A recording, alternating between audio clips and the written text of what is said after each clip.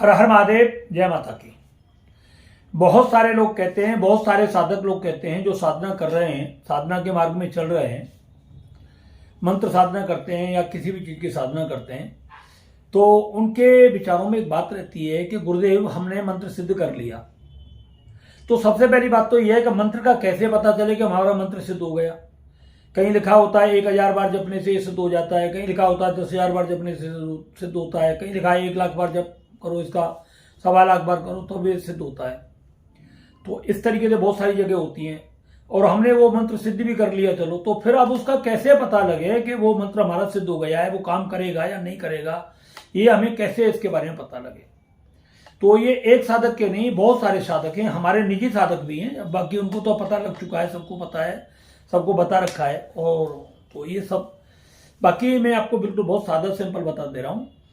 इसी तरीके से बहुत सारे लोग सिद्ध कुंज का स्तोत्र के बारे में बात करते हैं। गुरुजी सिद्ध कुंज का स्तोत्र सिद्ध है तो इसका सिद्ध क्या करना है भाई। आप जब आपको पता लगे हमारे पिताजी, तो फिर पिताजी कहने की जरूरत ही क्या है, फिर आप क्या बोलोगे उसे।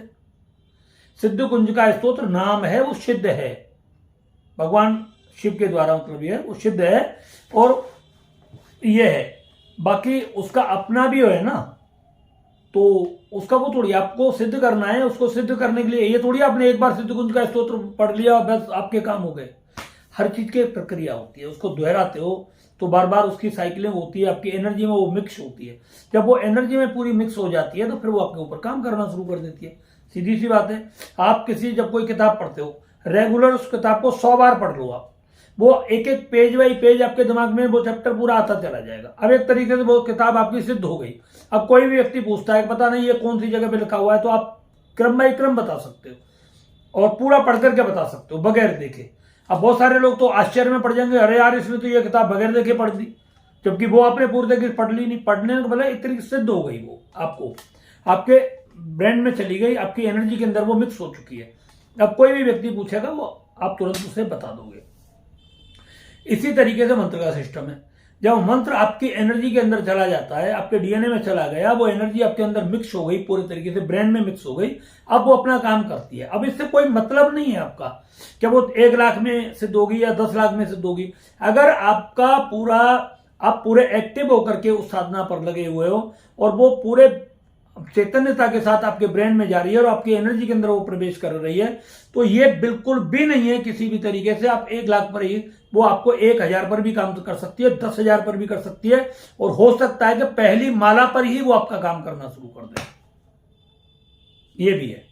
तो ये साधक के अपने उसकी एनर्जी के ऊपर होती है कि उसने किस तरीके से उसको किया, कितना उस विश्वास के ऊपर मंत्र। दूसरी बात, मंत्र कितना चैतन्य है।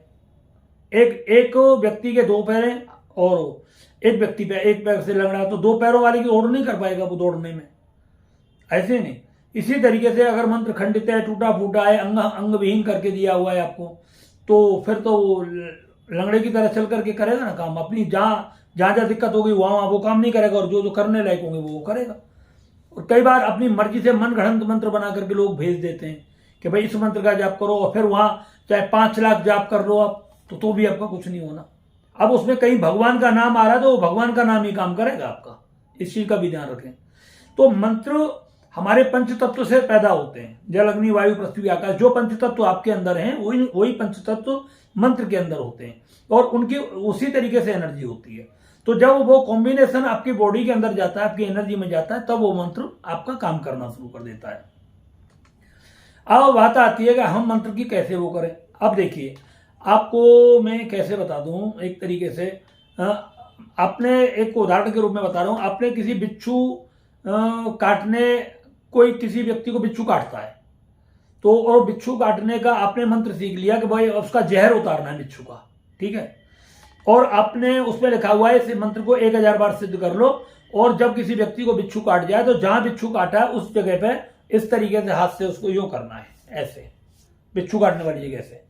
तो क्या होगा, अगर आपने मंत्र सिद्ध हो गया है तो बिच्छू का जहर पूरा यूं हाथ से नीचे झाड़ना है उसको यूं, और फिर लास्ट में उसको धरती पे यूं मार देना है हाथ को, उसी को। और फिर अगर वो जहर उतर जाता है और व्यक्ति ठीक हो जाता है एकदम क्लियर, तो आपका मंत्र सिद्ध है, ठीक है। आप नीम का झाड़ा लेकर के आप यूं करते हो और व्यक्ति ठीक हो गया, वो उसको दर्द सब बंद हो गया, जलन वगैरह सब बंद हो गई, तो आपने मंत्र मतलब सिद्ध कर लिया है। ठीक है, किसी का आदत, किसी का दर्द है और आपने मंत्र को पढ़ा और फूंक मार दी उसके माथे पर, या थोड़ी सी राख को लेकर के राख पढ़ करके फूंक मारी और उसके माथे पर यूं लकीर खींच दी, लगा दी, और वो पता लगा कि वो व्यक्ति का सर का दर्द ठीक हो गया, तो आपका मंत्र सिद्ध हो गया। तो इसी तरीके से बहुत सारे जो मंत्र होते हैं आप उनका प्रैक्टिकल कर सकते हैं उसी कार्य के लिए जिस चीज के लिए आपने उस मंत्र को सिद्ध किया हुआ है। उसमें अब जैसे किसी पर भूत प्रेत है, आप समझिए आपने बजरंग बाण का पाठ किया, बजरंग बाण को सिद्ध कर लिया, ठीक है। अब यह मत कहना बजरंग बाण गुरु जी कैसे सिद्ध होगा, इस चीज के बारे में मत पूछना मेरे से क्योंकि कभी एक पर सारा सिस्टम गड़बड़ा जाता है हमारा भी, क्या बताएं कुछ और बता दे, बताना कुछ शुरू कर दें। तो जैसे बजरंग बाण को सिद्ध कर लिया आपने, हनुमान चालीसा सिद्ध कर लिया, या संकट मोचन आपने सिद्ध कर लिया, ये सिद्ध होते हैं पूरे को पूरे, आपको ध्यान रखना है इस बात का। ये जितने भी खड़ग माला मंत्र हैं, माला मंत्र हैं, दिव्यास्त्र हैं, ब्रह्मास्त्र हैं, ये सब सिद्ध होते हैं। इनकी अलग अलग विधियां होती हैं कैसे इनको सिद्ध किया जाता है, किस तरीके से। मगर ये लफंडरबाजों के चक्कर में मत पड़ना, ये जो काले पीले कपड़े पहन करके बैठे हुए लंबी लंबी जटा बढ़ा करके, बेवकूफ भैरूपियों के चक्कर में मत पड़ना। और हाँ, इस चीज का पूरा ध्यान रखना, ये सिद्ध होते हैं और ये बहुत गुप्त क्रियाएं होती हैं और बहुत ही एनर्जी लाइक होती हैं यार। जब ये तुम करने लगोगे ना तो आपका चेहरा मोहरा, हाव भाव, विचार, वाणी सब कुछ आपकी बदलनी शुरू हो जाएगी। आपको कहीं कुछ नहीं बोलना है। कोई आपसे नॉर्मली ये जो पलोथनबाजी लगा करके बात करते हैं ना, ये सब चोर बैठे हुए ठगने वाले हैं। आपने में कभी पलोथनबाजी करते लगाते नहीं देखूंगा, मीठी मीठी बातें नहीं करते देखूंगा। जो बोलना है, गाली देनी है, जिसको बुरी लगे वो लगे, ना लगे तो कोई दिक्कत नहीं, मगर जो बोलूंगा वही जो बिल्कुल सच होगा। अभी किसी व्यक्ति ने कह दिया कि इस तरीके से जाप करना है, फलाना करना, ढीका करना, और वो व्यक्ति इतना कमजोर और साधना चाहता था बेचारा कि मैं इस मंत्र का वो जाप करूं।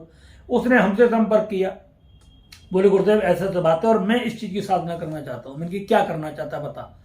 बोले किसी ने हमने बोला कि बोलो गुरुदक्षिणा की कम से कम, उसने 35,000 रुपये बता दिए। मैं तो 35,000 रुपये गुरुदक्षिणा लगेंगे। मैंने तो बात पता करना क्या है। तो वो कोई साधना करना चाह रहा था, मतलब साधना तो खैर उसे बतानी नहीं चाहिए थी कि इस तरीके की, और कोई मतलब हमें भी नहीं बतानी चाहिए उसको। मगर हमने बोला मैंने कि इस साधना को ना कर, हम दूसरी साधना तुझे बता सकते हैं, उस साधना को कर ले। कारण क्या, वो सम्मोहन साधना थी और वो उसका बहुत गलत फायदा उठाता, क्योंकि हमने उसकी एनर्जी चेक कर ली थी। मैंने कि पहले तू अपनी एनर्जी चेक करा तब हम बताएंगे तुझे। तो वो उसका बहुत मिसयूज करने वाला था। मैंने ये तो नहीं देंगे पर तुझे और कुछ दे देंगे, वो हमारी। तो फिर उसने बोला आकर्षण की साधना दे दो। मैंने कि ये भी नहीं देंगे, सम्मोहन और आकर्षण दोनों एक ही पैदा हो जाते हैं। मैंने तू और कुछ बता। तो मैंने कि किसी को बीमारी ठीक करने की कर ले, तुझे जिस बीमारी का तू इलाज करना चाहेगा वो बीमारी ठीक हो जाएगी, ये हम तुझे बता दे रहे हैं। तो उसने बोला ठीक है आप मुझे इसकी कर ले। मैंने कहा देख, जब तू बीमारी किसी की ठीक करेगा तो बड़े बड़े उच्च कोटि के लोग तेरे से मिलेंगे, आदमी मिलेंगे, औरत मिलेंगी, सब कुछ मिलेंगे, फिर तेरा धीरे धीरे प्रभाव बढ़ जाएगा, मगर किसी भी साधना को दुरुपयोग मत करना। बोले ठीक है। बोले इसके लिए क्या करना, गुरु दीक्षा आपको क्या देना। मैंने कुछ भी नहीं देना। मैंने ये सरसों का तेल जला, दीपक जला करके और बैठ जा, आंख बंद करके, हमारी बात पर विश्वास कर बस, और इस मंत्र का तू जाप करना शुरू कर दे। 100% तू जिस व्यक्ति के सर पे हाथ रखेगा, जिस पर पानी के छींटे मारेगा, वो व्यक्ति धीरे धीरे ठीक होना शुरू हो जाएगा। हफ्ते में एक बार बुला लेना। उसने करना शुरू कर दिया, बंदा आज पूरे चमत्कार कर रहा है सब तरीके से, ठीक है। तो ऐसे भी लोग होते हैं। तो मतलब मंत्र सिद्धि का यही तरीका है। आपको किसी को भूत लग गया है, आप काली मिर्च लीजिए, काली मिर्च लेकर के मतलब जो है, जो भी आपने मंत्र सिद्ध किया है उसकी फूंक मारिए, फूंक मार करके उसको काली मिर्च खिलाइए। और काली मिर्च खाते ही तो वो मतलब अगर उसको कुछ हलचल हो रही है, अगर रियल में भूत प्रेत है, तो 100% उसकी बॉडी में कुछ ना कुछ होने वाला है, कुछ ना कुछ होने वाला ही है। खाते ही वो किसी भी तरीके से गिर सकता है, उछल कूद कर सकता है, बंदरवाली कुछ भी कर सकता है, चीख सकता है, चिल्ला सकता है। मगर एक चीज मैं आपको जरूर बता देता हूं, इसमें साले पाखंडी भी आ जाते हैं, ढोंगी आ जाते हैं बहुत ज्यादा। उनके ऊपर भूत प्रेत कुछ नहीं होता, कुछ भी नहीं होता, मगर उनको भी काली मिर्च खिला दोगे वो भी ड्रामा करना शुरू कर देते हैं। मगर जिस व्यक्ति के ऊपर भूत प्रेत नहीं होगा उसको कुछ भी नहीं होगा। दूसरी बात, काली मिर्च खाते ही जिस व्यक्ति के ऊपर ऊपरी प्रयोग होगा उसके शरीर पर नीले नीले निशान भी पड़ सकते हैं। मतलब उसकी बॉडी पर कुछ ऐसी चीजें पैदा हो जाएंगी जो उससे पहले नहीं थी, वो क्योंकि अब वो एनर्जी बाहर निकल रही है। चाहे वो रेड कलर में निकल रही है, चाहे वो ब्लैक कलर में निकल रही है, चाहे उसकी बॉडी से नाक से खून आ रहा है, उससे निकल रही है, मगर आपको घबराना नहीं है, या उसकी तबीयत खराब, लूज मोशन वगैरह हो सकते हैं, एक्सवाइजेड कुछ भी हो सकता है, आप उसको करिए।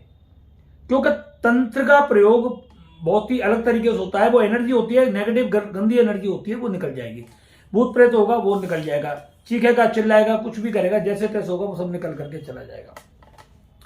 इसी तरीके से आप भभूति लेकर के सिद्ध करके उसके माथे पर लगा सकते हो, उसको पानी में डाल के पिला सकते हो, खिला सकते हो। आपने व्यापार बंधन खोलने का मंत्र सीखा है तो आप भभूति ले लीजिए, भभूति लेकर के उसको सिद्ध करके, जिस मंत्र से किया है उसको सिद्ध करिए और फूंक मारिए और उसको बोल दिए इसको रोजाना थोड़ी थोड़ी पानी में डाल करके दुकान में छिड़क, खुद पी और अपने ऊपर छिड़क और गद्दी वद्दी सब जगह छिड़क, दुकान के पास छिड़क, तो तेरी दुकान चलनी शुरू हो जाएगी। तो ये सब हो जाएगा। तो ऐसे बहुत सारी चीजें, आप किसी भी चीज को सिद्ध कर सकते हो, कुछ भी कर सकते हो, मगर हमेशा एक बात ध्यान रखें कि अपनी किसी भी साधना का, किसी भी शक्ति का कोई बुरा इस्तेमाल ना करें। बहुत सारे लोग वशीकरण साधना करते रहते हैं और वशीकरण साधना करके उसका बहुत गलत इस्तेमाल करते हैं। किसी के धन को हरण करते हैं, किसी को कुछ, मतलब बहुत ज्यादा सोच। अब जब हम एनर्जी चेक कर रहे हैं ना, तो ये बहुत सारी चीजें निकल करके हमारे सामने आ रही है, बहुत ज्यादा आ रही है। मैं आपको ऐसे बात बता दूं, जो तांत्रिकों से जुड़े हुए हैं वो तांत्रिक ही उनको खुद बीमार पाड़ रहे हैं लोगों को, और फिर उनके घर में जाकर के कहते हैं तुम्हारे घर में कुछ गलत हो रहा है, आप पूजा करा लीजिए, फलाना करा लीजिए, ढीका करा लीजिए। और वो बेचारे सीधे साधे लोग, मतलब जो है, उनको ठीक ही नहीं होने दे रहे तांत्रिक। सबसे बड़ी की बात तो ये, उनको ठीक नहीं होने दे रहे। और अब वो गलती से लोग हमारे से एनर्जी चेक करा लेते हैं, जब पता लगता है तेरे ऊपर तो तंत्र प्रयोग है गुरुजी, हमारे ऊपर तंत्र प्रयोग है, हम तो किसी तांत्रिक को दिखा रहे हैं, जब पता लगा उस तांत्रिक की एनर्जी चेक की तो बोला करने वाला सारा वही निकल आया उसका।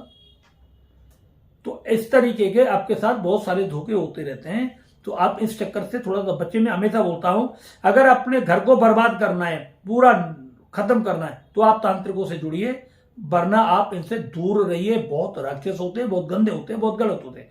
अगर आपको मेरे ऊपर डाउट है तो मुझसे भी मेरी वीडियो ही मत देखिए भाई, मुझसे भी बात मत करिए, मैं तो सच बोल रहा हूं आपको।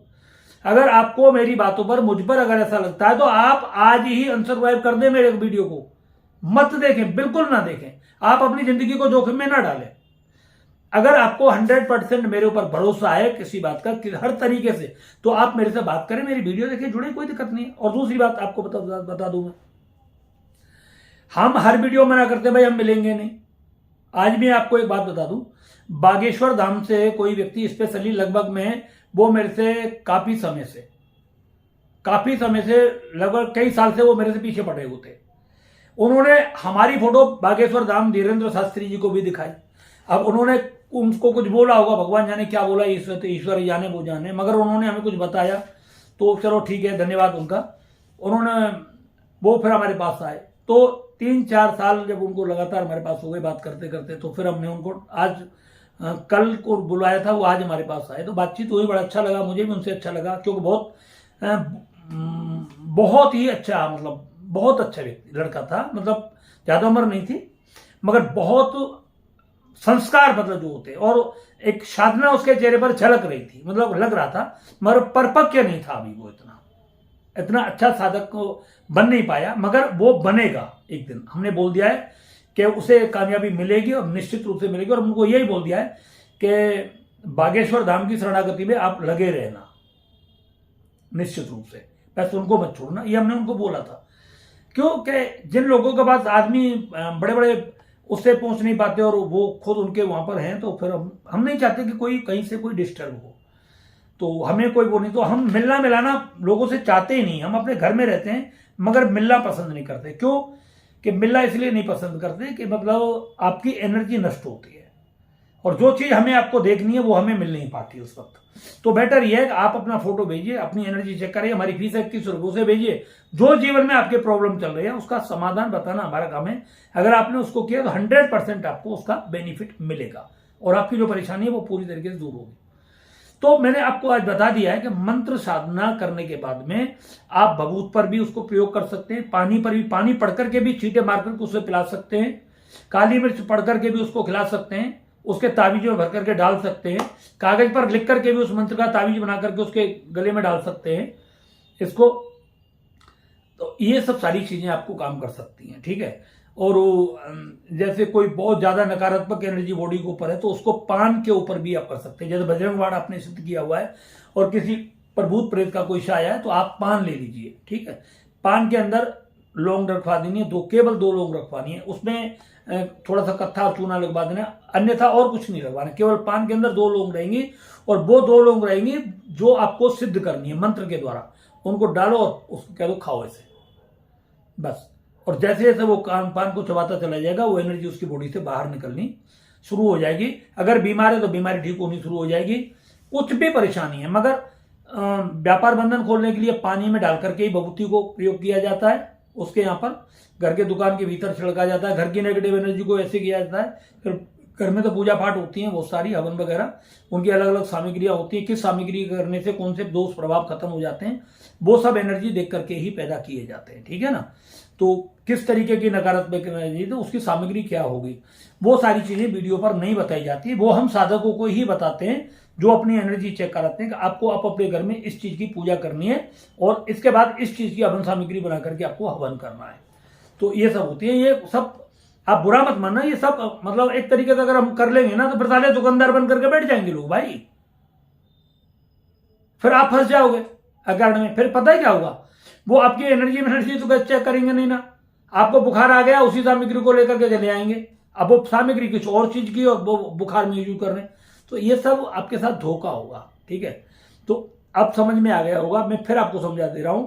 आप पानी गिलास में ले लीजिए, पानी फूंक मारिए मंत्र बोल करके 21 बार 11 बार जो भी आपको लगता है।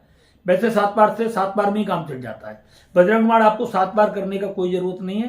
बजरंग बाण केवल 1 बार पढ़ लीजिए, फूंक मार दीजिए और दे दीजिए, पानी छिड़क दीजिए उसके ऊपर, ठीक है।